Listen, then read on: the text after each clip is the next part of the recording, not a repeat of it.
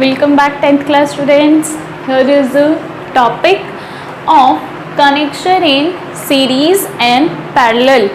Connection हमें अपने domestic circuit में, डोमेस्टिक मतलब घरेलू, कि हमारे जो घर में सर्किट लगे होते हैं तो हमारे सर्किट में जो रेजिस्टेंस है, हमारे घर में सर्किट बने हुए हैं क्योंकि वायर सभी आपस में कनेक्टेड हैं, तभी तो ये सब इलेक्ट्रिकल अप्लायंसेस ऑन है, चलती हैं और ऑफ भी हो जाती हैं, तो सर्किट तो बने हुए हैं।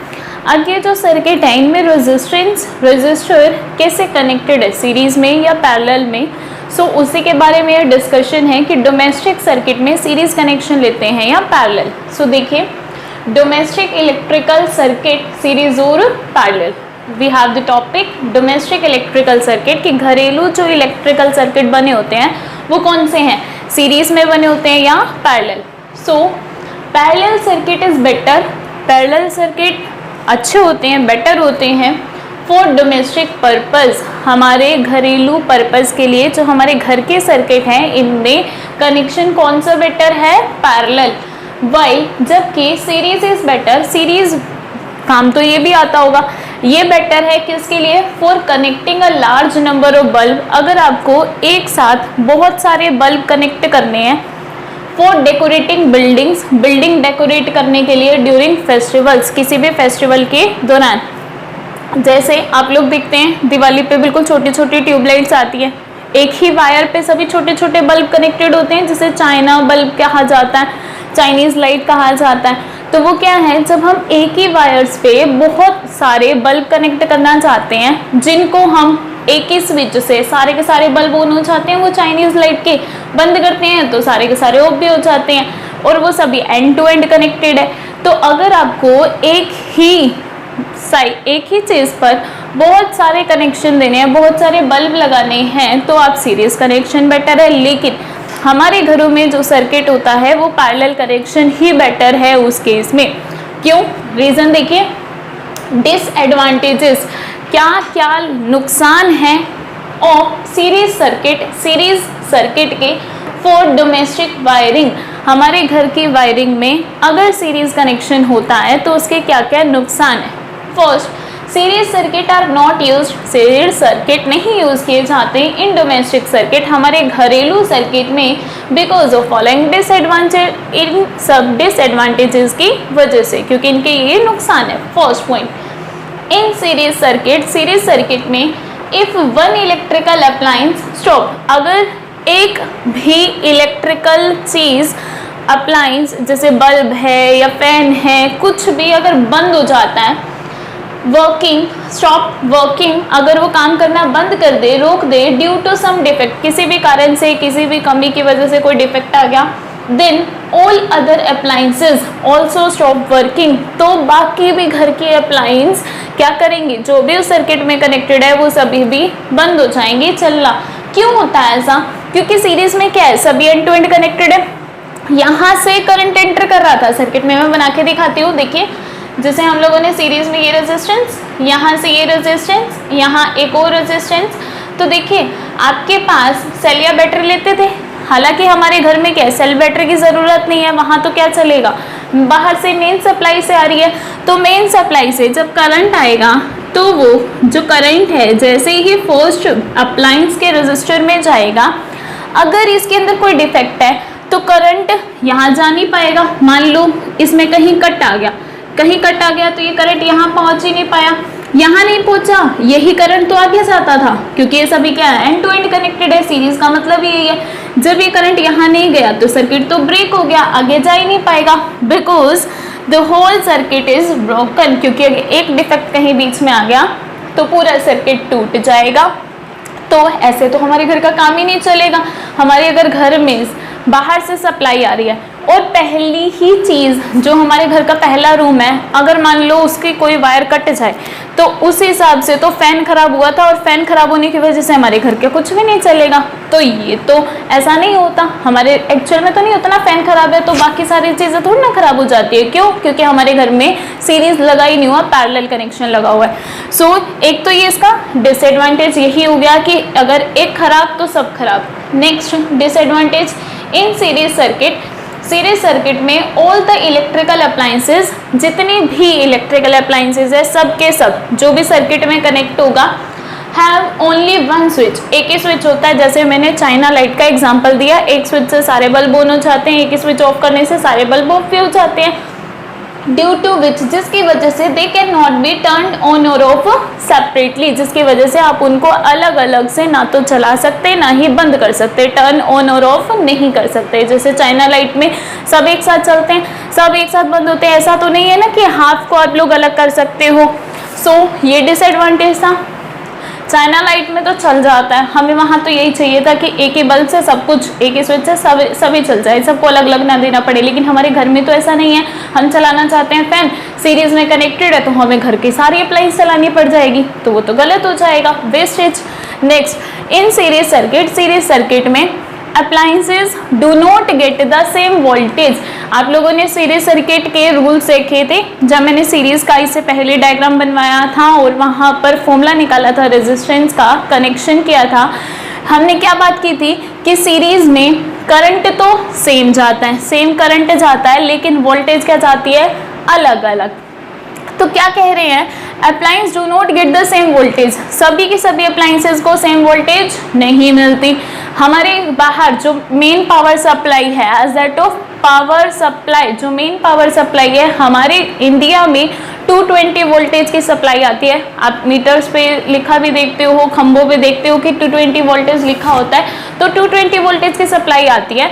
अब लेकिन यहाँ सीरीज में वोल्टेज क्या होती है, अलग अलग। तो क्या हो जाएगा, इस रीजन से तो सब में अलग अलग वोल्टेज होगी और सारी बट जाएंगी, क्योंकि इन सबको मिलाकर ही तो टोटल V बनाया था हमने सीरीज कनेक्शन में। तो यहाँ पर जो वोल्टेज आएगी सबको 220 से भी कम मिलेगी, तो एक कम वोल्टेज मिलेगी, जिसकी वजह से अप्लायंसेस गेट लेस वोल्टेज। हर एक के 3 हिस्से, अगर 3 सर्किट है तो तीनों में, हमारे घर में तो इतनी सारी अप्लायंसेस है, कितने हिस्से बढ़ जाएंगे, तो क्या है, लेस वोल्टेज होगी, जिसकी वजह से वो ग्लो भी कम करेगा, लाइट कम ब्राइट होगी, and hence do not work properly, और अच्छे से काम भी नहीं करेंगे। Next, last disadvantage in series connection में overall resistance of current, total resistance का फॉर्मूला क्या था, R equals to R1 plus R2 plus R3। तो इक्विवेलेंट रेजिस्टेंस यानी टोटल या नेट रेजिस्टेंस क्या आ रहा था, सम ऑफ इंडिविजुअल रेजिस्टेंसेस, जितने भी रेजिस्टेंस है सबका सम कर रहे थे। यहाँ रेजिस्टेंस, जब आप कोई भी मैथ्स के नंबर सोच लो, 1 2 3 सोच लिया मैंने अगर ये रेजिस्टेंस है 1 2 3, अगर इनको सिंपली आप प्लस करते हो 1 + 2 + 3 कितना हुआ 6, तो ये सिंपल प्लस करने पर टोटल रेजिस्टेंस कितना आ गया 6। जबकि अगर हम पैरेलल कनेक्शन में 1 2 3 वाले को लेते तो क्या जाता 1/1 1/2 1/3, ये तो पॉइंट समथिंग में आता। यानी रेजिस्टेंस की वैल्यू सीरीज में तो आती है ज़्यादा, जबकि पैरेलल में आती है कम, क्योंकि सीरीज में हमने नंबर को सीधा प्लस करना है R1 + R2 + R3, जबकि पैरेलल में 1/1 में यानी कि उल्टा करके करना है, यानी छोटा नंबर हो जाएगा। तो सीरीज में रेजिस्टेंस की वैल्यू ज़्यादा होती है और पैरेलल में रेजिस्टेंस की कम होती है, टोटल रेजिस्टेंस। तो यहाँ पर क्योंकि ओवरऑल रेजिस्टेंस ज़्यादा हो गया, यानी रुकावटें ज़्यादा, अगर रुकावटें ज़्यादा है तो करंट क्या हो जाएगा कम, जिसकी वजह से यहाँ पर due to which current from the main supply power supply is low, current क्या आएगा कम आएगा। क्लियर, ये थी डिसएडवांटेजेस सीरीज सर्किट की कि हम अपने घरेलू सर्किट में घर में हम सीरीज सर्किट क्यों नहीं यूज करते। अब देखेंगे क्या क्या एडवांटेजेस हैं पैरेलल सर्किट की। फर्स्टली जो इसके नुकसान है वही उसके फायदे हैं, सो अब इनको देखते हैं। Next, advantages of parallel circuit for domestic wiring, क्या क्या फ़ायदे होते हैं अपने डोमेस्टिक वायरिंग में अगर हम पैरेलल सर्किट का यूज़ करते हैं, तो क्या क्या फ़ायदे हैं इसके। Parallel circuit are used in domestic circuit because of following advantages, इन सब फायदों की वजह से हम डोमेस्टिक सर्किट में पैरेलल कनेक्शन का यूज़ करते हैं। फर्स्ट, इन पैरेलल सर्किट में if one electrical appliance stop working, अगर एक कहीं से खराब हो गई, उसने काम करना बंद कर दिया, ड्यू टू सम डिफेक्ट, किसी भी रीज़न से कोई डिफेक्ट आ गया उसमें, then all other appliances keep working normally, किसी और अप्लायंस पे कोई फ़र्क नहीं पड़ेगा, वो नॉर्मली अपना काम करती रहेंगी। ऐसा क्यों हुआ, क्योंकि पैरेलल कनेक्शन में हम लोग कैसे करते हैं किन्हीं भी दो एंड पॉइंट्स होते हैं, उन्हीं के बीच में बहुत सारे पैरेलल कनेक्शन, मान लो ये एक रेजिस्टर, ये एक, यहाँ से ये, अगर आपने पैरेलल कनेक्ट किया है, नहीं ये सभी पैरेलल है, पैरेलल कनेक्टेड है, ये सभी पैरेलल कनेक्टेड है, इनमें क्या हुआ, करंट कैसे जाता है, आप लोगों की मेन सप्लाई, यहाँ से करंट आएगा, करंट गया, ये करंट क्या हो जाता है, डिस्ट्रीब्यूट हो जाता है, कुछ करंट यहाँ, कुछ करंट यहाँ, कुछ करंट यहाँ, टोटल करंट अगर आई था उसमें से I1 यहाँ, I2 यहाँ, I3 यहाँ, हाफ ऑफ कुछ कुछ डिस्ट्रीब्यूट हो जाता है। तो ये जो करंट है यहाँ पर जो गया, अगर ये अप्लायंस खराब भी हो गई तो ये वाला करंट तो क्या हो गया, कहीं ना कहीं चलो ये तो वेस्ट हो गया, लेकिन बाकी अप्लायंसेस तो क्या कर रही हैं, काम कर रही हैं, तो बाकी अप्लायंसेस जो है नॉर्मली काम करती रहती हैं।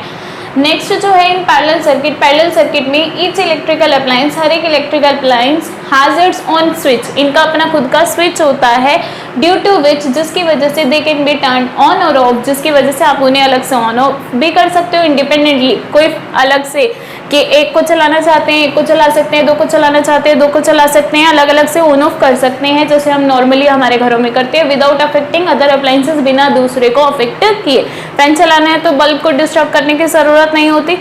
नेक्स्ट इन पैरेलल सर्किट में each electrical appliance gate the same voltage. आपको पता है इलेक्ट्रिकल जब पैरेलल कनेक्टेड हो तो वोल्टेज क्या रहती है, जितनी मेन सप्लाई से आ रही है उतनी ही वोल्टेज सबको मिलती है। हमारे घर में वोल्टेज 220 वोल्टेज की, तो सब अप्लायंसेस को कितने मिलेगी, 220। तभी तो हम अपने घर में किसी भी रूम में कितनी भी बड़ी, जैसे एसी है या हीटर है जो ज़्यादा करंट लेते हैं, कितनी भी बड़ी करंट की डिवाइस भी लगा सकते हैं, चार्जर जो कि कम लेता है, बल्ब जो कि कम करंट लेता है, इनको भी लगा सकते हैं, क्योंकि वोल्टेज तो हर जगह क्या है, इक्वल, तो हम ज़्यादा वाला भी यूज़ कर सकते हैं, कम वाली भी।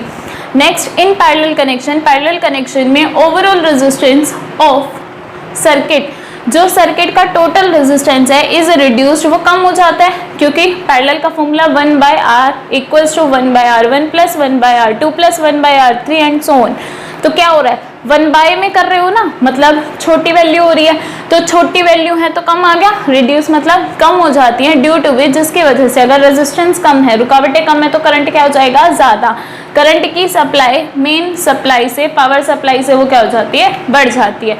सो ये था रेजिस्टेंस का टॉपिक। अब हमारे बिल्कुल छोटे छोटे टॉपिक रह गए, power, heat, joules law of heating, जिसे हम कंप्लीटली, एक तो सिर्फ पावर समझना है आपको और फिर एक टॉपिक है हीटिंग इफेक्ट ऑफ करंट। तो हमारे सिर्फ मेनली अब 2 ही टॉपिक्स रह गए, ज़्यादा टाइम कंज्यूमिंग नहीं है। So let's move to that topics. Yes, so here is the next topic, that is power और इलेक्ट्रिकल पावर।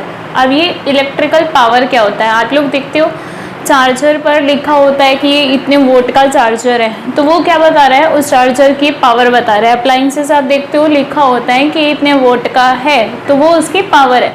अब ये होता क्या है, ये समझते हैं definition. Rate of doing work, क्या हो रहा है जब करंट एक जगह से दूसरी जगह जा रहा है। अब कोई भी चीज़ ऐसे तो नहीं जाएगी, वर्क डन तो हो ही रहा है ना, तो जो वर्क डन करने की रेट है कि कितने टाइम में कितना वर्क डन हुआ, उसी को क्या कहते हैं, पावर। जो ज़्यादा वर्क डन करेगा मतलब ज़्यादा करंट लेके जाएगा, तो उसमें पावर ज़्यादा है। जो टाइम के साथ कम वर्क डन करेगा मतलब कम करंट लेके गया, उसकी पावर कम है, simple. So rate of doing work, काम करने की रेट कितनी है, इज नोन एज, उसी को कहा जाता है पावर, यानी कि इलेक्ट्रिकल पावर। तो फॉर्मूले से ही, डेफिनेशन से ही फॉर्मूला बन रहा है, पावर क्या है, रेट ऑफ, रेट का मीनिंग बताया हुआ मैंने कि बाय में टाइम टेकन, कि टाइम के साथ क्या कर रहा है, डूइंग वर्क, तो वर्क डन कितना किया, तो power equals to work done by time taken. Power P, work done W, time taken small t। If electrical, इसकी सेकेंड डेफिनेशन आप ये भी कह सकते हो, electrical power is the rate at which electrical energy is consumed. Power वो भी होती है कि कितनी स्पीड से इलेक्ट्रिकल एनर्जी की खपत कितनी स्पीड से हो रही है। क्योंकि ऐसा क्यों बोल रहे, देखो वहाँ तो था वर्क डन, यहाँ आ गया एनर्जी। आपको पता है law of conservation of energy क्या कहती है कि एनर्जी कहीं पर भी डिस्ट्रॉय नहीं होती, ना तो क्रिएट कर सकते हैं ना डिस्ट्रॉय कर सकते हैं, बस वन फॉर्म से दूसरे फॉर्म में कन्वर्ट हो सकती है।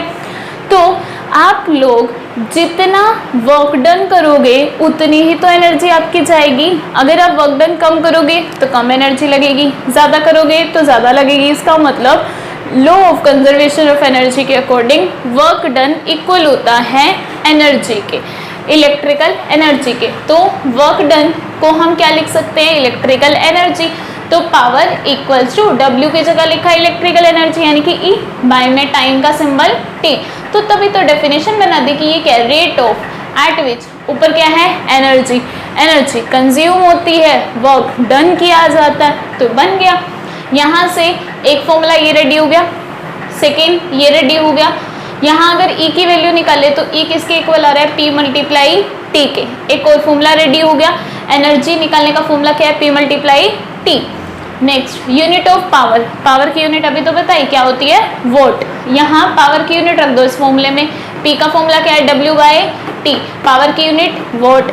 वर्क डन, वर्क डन और एनर्जी दोनों क्या होते हैं, इक्वल, दोनों की एनर्जी यूनिट क्या होती है, जूल। तो वर्क डन की जगह जूल लिखा यानी जे, टाइम सेकेंड में यानी एस। तो वोट का मीनिंग जूल पर सेकेंड होता है, चाहे आप ऐसे लिखो चाहे ऐसे लिखो। आप लोगों को एमसीक्यू जब दिए जाते हैं तो वो पावर की यूनिट पूछते हैं और वोट देते ही नहीं, आपको जूल पर सेकेंड मिल जाएगा ऑप्शन में। तो इस तरीके से फॉर्मूले से निकलेगा।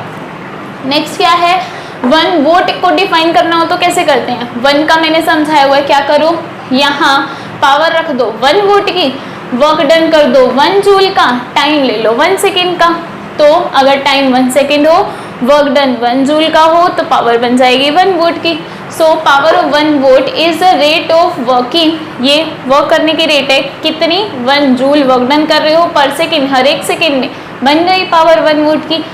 नाउ 1 किलो वोट, अगर ज़्यादा पावर है तो किलो में लेंगे, जैसे हम लोगों को थोड़ा वजन मापना हो तो ग्राम में, ज़्यादा चीज़ है तो किलोग्राम में। अब किलो वोट, किलो का मतलब ही क्या होता है 1000, तो इक्वल आया 1000 वोट के। अब किलो को स्मॉल के से लिखते हैं, वोट का डब्ल्यू बड़ा आता है, यहाँ वोट का डब्ल्यू, तो 1 के डब्ल्यू यानी kilowatt equals to 1000 watt के नाम का W. Clear. Next also work done, जो वर्क डन है बाय करंट आई, जो करंट आई ने किया, व्हेन इट फ्लोज, जब ये फ्लो किया इसने, for time T, time T के लिए जब करंट गया और उसने वर्क डन किया, under a potential difference, potential difference V के अंडर, तो उसे कैसे दिया जाता है, उसका फॉर्मूला बन गया डब्ल्यू वर्क डन किसके इक्वल आएगा, जितना पोटेंशियल डिफरेंस है, जितना करंट गया है और कितने टाइम में गया, तो वी आई टी। इस फॉर्मूले को निकालते कैसे हैं, देखिए आप लोगों ने जब पोटेंशियल डिफरेंस की डेफिनेशन पढ़ी थी तो वहाँ आया था V equals to W by Q, second third definition थी ये, V equals to W by Q. यहाँ से W क्या आ गया, V मल्टीप्लाई Q, W की वैल्यू आ गई V मल्टीप्लाई Q, और W इक्वल्स टू, आप लोगों ने फर्स्ट फॉर्मूला पढ़ा था चैप्टर का, I equals to Q by T, I equal to Q by T, तो Q कितना आया, I मल्टीप्लाई T, Q की जगह आई टी रख दो इसमें, W equals to V, Q की जगह रखा आई टी, तो क्या फॉर्मूला बन गया, W equals to V I T. अब पुट करो W की वैल्यू V आई टी को फर्स्ट इक्वेशन में, तो P इक्वल्स टू W की जगह रख दिया V आई टी, बाय में T ऐसे का ऐसा, T से T क्या हो जाएगा, कैंसिल, क्या रह गया, पावर का फॉर्मूला V मल्टीप्लाई I। सो एक और फॉर्मूला रेडी हो गया, पावर की यूनिट वॉट होती है, V पोटेंशियल डिफरेंस की यूनिट वोल्ट होती है, I की यूनिट करंट की यूनिट एम्पेयर होती है, तो वॉट इक्वल होता है वोल्ट मल्टीप्लाई एम्पेयर के भी। Next V equals to I R, Ohm's law कहती है V equal to I R है, इस वैल्यू को V equal to I R को थर्ड इक्वेशन में रख दो, तो P इक्वल टू V की जगह रखा आई आर मल्टीप्लाई आई ऐसे कैसा, आई मल्टीप्लाई आई स्केयर आर ऐसे कैसा, तो पावर का फॉर्मूला बन गया आई स्केयर आर।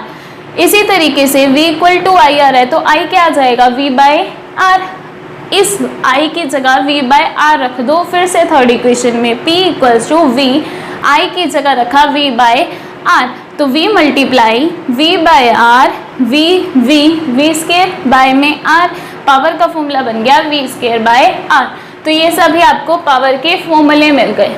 अब हमारा थोड़ा सा इसका थोड़ा सा टॉपिक और रह गया और फिर हीटिंग इफेक्ट ऑफ करंट।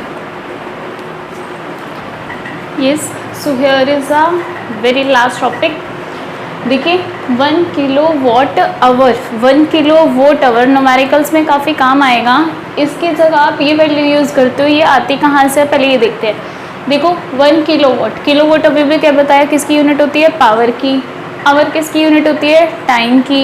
ये क्या हो रहा है, power multiply time, power multiply time. Just अभी फॉर्मूला पड़ा किसका है, एनर्जी का। तो एनर्जी दी हुई है, यानी कि किसकी यूनिट होती है, किलोवाट आवर, एनर्जी की। तो एनर्जी को किलोवाट आवर में मेज़र किया जाता है, ये एनर्जी की यूनिट है।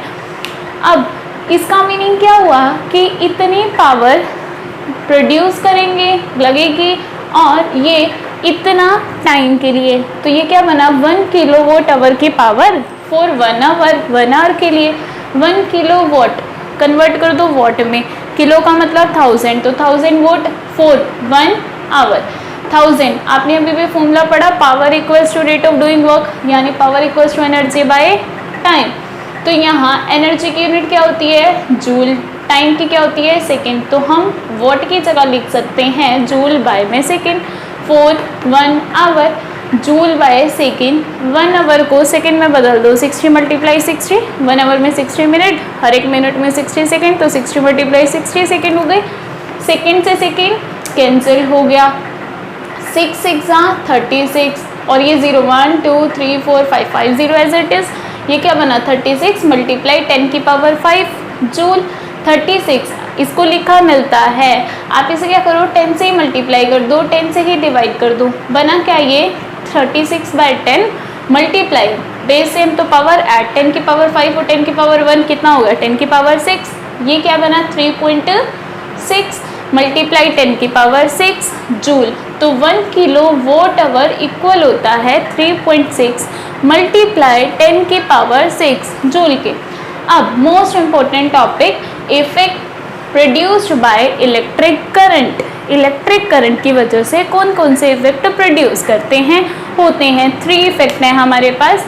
एक तो हीटिंग इफेक्ट, जो भी हम पढ़ेंगे। क्या होता है हीटिंग इफेक्ट, आप लोग देखते हो, आप कोई भी चीज़ चला रहे हो, जैसे मान लो आपने फ़ोन चार्जिंग पे लगाया हुआ है, काफ़ी देर से लगाया हुआ है, तो आपका चार्जर क्या हो जाता है, गर्म हो जाता है। आप फैन ज़्यादा देर से चला रहे हो, क्या हो जाता है, गर्म हो जाती है। तो कोई भी इलेक्ट्रिकल अप्लायंस जिसमें से ज़्यादा देर तक करंट जाता है ना, वो हीट प्रोड्यूस करना स्टार्ट कर देता है। इसी को बोलते हैं हीटिंग इफेक्ट ऑफ करंट, की करंट जाने की वजह से हीट प्रोड्यूस हुआ। अगर करंट नहीं जा रहा, फैन बंद है, तो कोई गर्म नहीं होता, लेकिन जब करंट जाता है, फैन ऑन है, तो उस केस में क्या होता है, हीटिंग इफेक्ट प्रोड्यूस होता है। एक तो हीटिंग इफेक्ट है करंट का, करंट की वजह से हीट प्रोड्यूस होती है। सेकेंड मैग्नेटिक इफेक्ट, मैग्नेट मतलब चुंबक। क्या होता है, जब बहुत ज़्यादा करंट किसी चीज़ में जा रहा हो तो हम लोग चिपक नहीं जाते, जैसे वो मैग्नेट की तरह बिहेव कर रहा हो। किसी को शॉक लग रहा हो तो हम चिपक जाते हैं, बहुत ज़्यादा करंट हो, हम अपने आप को छुड़ा ही नहीं पाते। यानी वो एक मैग्नेट की तरह, चुंबक की तरह भी बिहेव करता है, जो कि हमारा नेक्स्ट चैप्टर है। Last, chemical effect. ये आप क्लास 8th में पढ़ के आ चुके हो। केमिकल इफेक्ट का मीनिंग क्या होता है, केमिकल लो, जैसे मान लिया पानी ले लिया H2O, इसके अंदर से करंट पास करवा दो तो क्या हो जाएगा, हाइड्रोजन अलग, ऑक्सीजन अलग, पानी जिससे मिलके बना हुआ था उसमें टूट गया। इसको बोलते हैं केमिकल इफेक्ट ऑफ करंट, कि केमिकल्स को या किसी भी सब्सटेंस को इलेक्ट्रिसिटी के प्रेजेंस में ब्रेक कर देना, that is known as chemical effect of current. So इस चैप्टर में हीटिंग इफेक्ट है, 13th चैप्टर, इससे next chapter magnetic effect of current है, और chemical effect already done in the class 8th। Next heating effect क्या है, अभी समझाया कि जब हम कोई अप्लायंस चलाते हैं उसमें क्या है, करंट। पूरी डेफिनेशन देखो, when an electric current is produce, जब भी इलेक्ट्रिक करंट प्रोड्यूस होता है through a high resistance wire, किसी वायर में से जिसके अंदर बहुत ज़्यादा रेजिस्टेंस है, लाइक नाइक्रोम, कोई भी एलओए में रेजिस्टेंस ज़्यादा होता है, हमने पढ़ा था, तो रेजिस्टिविटी ज़्यादा होती है जिसकी वजह से रेजिस्टेंस भी ज़्यादा। सो एलओए जैसे वायर है जिसमें रेजिस्टेंस ज़्यादा है, अगर उसके अंदर से करंट जाएगा, करंट जाना चाहता है, रुकावटें ज़्यादा है, अब उसको जाने के लिए उसको अपोज करना पड़ेगा, तो क्या करना पड़ेगा, यहाँ पर रेजिस्टेंस वायर गर्म होनी स्टार्ट हो जाती है, क्योंकि अब उसे ज़्यादा पावर लगानी पड़ रही है, एनर्जी गर्म हो जाती है, हीट प्रोड्यूस करती है, इसी को कहते हैं हीटिंग इफेक्ट ऑफ करंट, कि करंट कि रास्ते में इतने ज़्यादा रुकावटें आ गई जिसकी वजह से हीट प्रोड्यूस होनी स्टार्ट होगी, क्योंकि उसे एनर्जी ज़्यादा लगानी पड़ी। हीट भी तो एक एनर्जी है। अब हीटिंग एनर्जी का फॉर्मूला देख लेते हैं। आपके पास था V equals to W by Q, तो W क्या आ गया, V multiply Q. V equal to I R होता है, यहाँ V की जगह आई आर रख दो। First formula I equal to Q by T था, तो Q की जगह I मल्टीप्लाई टी लिख दो, तो I R I T, I square R T. ये वर्क डन क्या होता है, एनर्जी के इक्वल, और हीट भी एक एनर्जी है, हीट के नाम का एच लिखते हैं, तो हीट एनर्जी कितनी प्रोड्यूस होगी, आई स्केयर आर टी के इक्वल। यानी जितना करंट है उसका स्केयर, जितना करंट किसी वायर में से जाएगा, अगर ज़्यादा करंट जा रहा है तो उसकी वजह से हीट ज़्यादा प्रोड्यूस होगी। रेजिस्टेंस जितना ज़्यादा, रुकावटें ज़्यादा, तो हीट ज़्यादा प्रोड्यूस। ज़्यादा टाइम के लिए आप कोई चीज़ चला रहे हो तो वो हीट ज़्यादा, चार्ज ज़्यादा देर लगा दिया, हीट ज़्यादा प्रोड्यूस होगी। ज़्यादा वोल्टेज वाली कोई भी चीज़, ज़्यादा करंट वाली कोई चीज़ ज़्यादा देर चला रहे हैं, ज़्यादा प्रोड्यूस होगी। ज़्यादा रुकावटों वाली चीज़ चला रहे हैं, ज़्यादा प्रोड्यूस होगी। रेजिस्टेंस का करंट में वही काम होता है जैसे कि फ्रिक्शन का होता है। बिना फ्रिक्शन के हम लोग नहीं चल पाते, उसी तरीके से बिना रेजिस्टेंस के करंट का भी फ्लो नहीं होता। आप ये सोच रहे होंगे रेजिस्टेंस का काम क्या, रुकावटें डाल के करना क्या। जैसे फ्रिक्शन के बिना वॉकिंग पॉसिबल नहीं है, उसी तरीके से बिना रेजिस्टेंस के करंट का फ्लो भी पॉसिबल नहीं होता। तो सेम फ्रिक्शन जैसा काम होता है। ये जो H equal to I square R T आया ना, इसे बोला जाता है जूल्स लॉ ऑफ हीटिंग। ये जूल नाम के साइंटिस्ट ने दिया था। तो इसके अकॉर्डिंग क्या, H डायरेक्टली आई स्केयर के प्रोपोर्शनल है, H डायरेक्टली R के है और H डायरेक्टली T के। तो इससे पूछ लेते हैं करंट ज़्यादा होने से ये क्या होगा, ज़्यादा होगा। R ज़्यादा होने से ये भी ज़्यादा, T के ज़्यादा होने से ये भी। एप्लीकेशन, काम कहाँ आता है heating effect of current. First it is utilize, ये यूटिलाइज कर लिया जाता है, मतलब फ़ायदे में ले लिया जाता है अपने। इस तरीके से यूज़ करेंगे ऑफ इलेक्ट्रिकल हीटिंग अप्लाइंसेस, जो भी गर्म करने वाली अप्लाइंसेस है उसमें, जैसे कि इलेक्ट्रिकल हीटर है, टोस्टर है, गीज़र है। इनमें हमें क्या चाहिए कि हमारा जो भी चीज़ है हम उसे गर्म करना चाहते हैं ना, तो वहाँ पर जब करंट जाएगा उसकी वजह से हीटिंग इफेक्ट प्रोड्यूस होगा, हीट मिल जाएगी उसे, तो ये हीट का यूज़ हो सकता है। जबकि यहाँ तो ये नुकसानदायक है। आपने पंखा काफ़ी देर का चलाया हुआ है, हमें नहीं चाहिए था ये पंखा गर्म हो, यहाँ तो हमारी एनर्जी क्या हो रही है, वेस्ट हो रही है। लेकिन इसके कहीं कहीं फ़ायदे भी हैं, जैसे किसी चीज़ को गर्म करने वाली चीज़ें जितनी भी हैं वहाँ ये फ़ायदे की तरह काम कर देता है। नेक्स्ट, ये यूटिलाइज़ किया जाता है इलेक्ट्रिकल बल्ब में, क्योंकि आपको पता है जब भी कहीं पर गर्माइश होगी वहाँ पर लाइटनिंग ज़्यादा होती है। जहाँ हीट ज़्यादा वहाँ लाइटनिंग ज़्यादा। अगर आप किसी चीज़ को जलाते हो तो क्या होता है, लाइट प्रोड्यूस होती है ना, तो हीट की वजह से लाइटनिंग ज़्यादा होती है। तो बल्ब के केस में क्योंकि गर्म हो जाता है तो ये उतनी ज़्यादा लाइट प्रोड्यूस करने लग जाता है। नेक्स्ट, ये यूटिलाइज़ किया जाता है इलेक्ट्रिकल फ्यूज़ के केस में। फ्यूज़ का काम क्या होता है, फ्यूज़ का काम क्या होता है, फ्यूज़ वायर हमारे घर के बाहर। अच्छा, ये टॉपिक आपको थोड़ा सा रह गया ना, इलेक्ट्रिकल फ्यूज़ के बारे में डिस्कशन नहीं किया। इलेक्ट्रिकल फ्यूज़ हम लोग किसी ऐसी बिल्कुल पतली सी, इसके अंदर फिलामेंट डाली जाती है, मेटल डाली जाती है। हमें कोई ऐसी मेटल लेनी होती है जो कि अगर बहुत ज़्यादा करंट आ जाए, बहुत ज़्यादा वोल्टेज आ जाए तो ये मेल्ट हो जाए, यानी इसका टेम्परेचर कम होना चाहिए। अगर बहुत ज़्यादा करंट आ जाए एकदम से बाहर से, तो ये अपने आप ऑटोमेटिकली क्या हो जाए, फ्यूज़ हो जाए, बंद हो जाएगी, मतलब जल जाएगी, क्योंकि इसका मेल्टिंग पॉइंट है कम। जैसे ही टेम्परेचर ज़्यादा आया, हमारे घर में सारा सर्किट रेडी है, सब कुछ रेडी है। ये बीच में घर के स्टार्टिंग में फ्यूज़ लगा होता है, इसके अंदर बिल्कुल छोटी सी वायर होती है। जब फ्यूज़ कह देते हो कि फ्यूज़ उड़ गया, इसका मतलब वो तार जो है, वायर जो है वो मेल्ट हो चुकी है। ये क्यों लगाई जाती है, यही हमारे घर को बचा के रखती है कि अगर बहुत ज़्यादा वोल्टेज आ जाए ना, तो हमारे घर की सप्लाई कुछ भी ओवरलोडिंग भी ना हो, शॉर्ट सर्किट भी ना हो, ख़राब भी ना हो। ये फ्यूज़ खुद क्या करेगी, जैसे ही बहुत ज़्यादा करंट आया ये मेल्ट हो गई, इसने सर्किट ब्रेक कर दिया, फ्यूज़ उड़ गया, हमारे घर में कहीं पे भी करंट नहीं पहुंचा। फ्यूज़ उड़ने से हमारे घर की सारी अप्लाइंसेस बच गई, नहीं तो ये ज़्यादा करंट सारी जगह चला जाता और हमारा सब कुछ ख़राब हो जाता, सारी अप्लाइंसेस ख़राब हो सकती थी। तो फ्यूज़ क्या करता है, प्रोटेक्ट करता है हमारे घर की अप्लाइंसेस को ज़्यादा करंट और ज़्यादा वोल्टेज से। तो ये यूटिलाइज कर रहे हैं फ्यूज़ में, क्योंकि इसी की वजह से क्या है, जैसे ही करंट ज़्यादा आता है हीटिंग प्रोड्यूस हो जाती है और ये मेल्ट हो जाता है। कोई चीज़ गर्म होगी तभी तो मेल्ट होगी, तो यहाँ पर भी यूज़ हो गया। Next chapter completed. So this was the chapter number 12, electricity. I hope that you understand this topic very well. If you have any doubts, then you can ask in the comment box or in any other options that you have. Thank you and have a nice day.